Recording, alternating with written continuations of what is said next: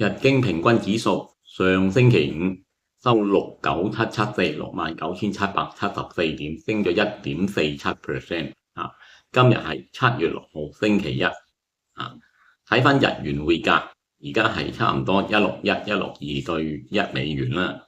但我哋睇翻轉頭，如果係2025年嗰個8月中起計咧，當時嘅日元咧大約係146 yen 左右對1美元，而當時日經平均指數係4萬點左右，係40200啦。咁我哋當佢4萬齊頭啊。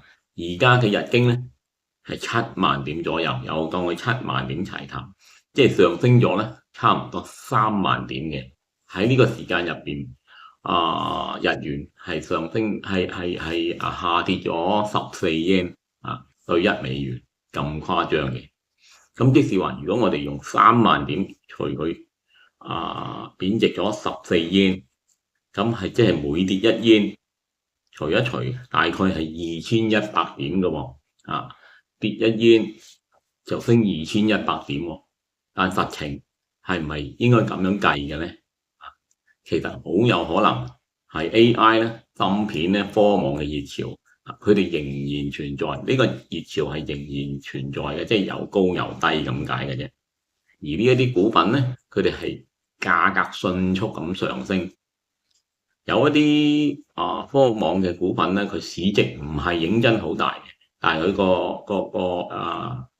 股價大啊嘛，股價大就令到嗰個日經咧係可以好挫，或者可以即係如果佢係上升嘅時候係可以升好多嘅，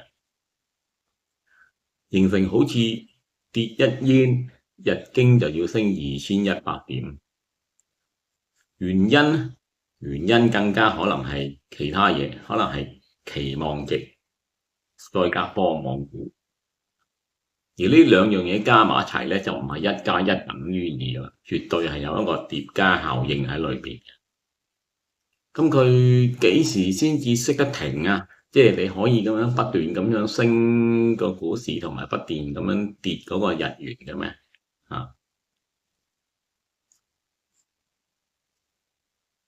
科網股份嘅熱潮減退咧，今時今日應該都唔會有人講話科網股熱潮爆破噶啦。我哋講佢高啲低啲用減退呢個字眼啦。但最核心咧，應該係日元嘅利差交易停止。但係呢一樣嘢要佢發生相當之困難。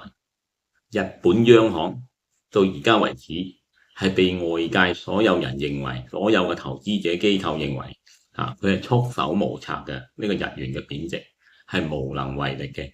每次佢出口術或者有所行動，好快日元又會跟翻去 carry trade 嗰個 trend 即係日元繼續下跌，繼續貶值，好似永無止境咁樣咁所以嗰個股價嗰個上升嗰個日價或者個水分咧係可以去到咁多嘅外匯市場而家講緊係幾時會去到200 yen 對1美元，即係再要貶值多40個 yen 咯咁恐怖呢個係外匯市場普遍人士認為預測嘅，係講緊幾時嘅啫。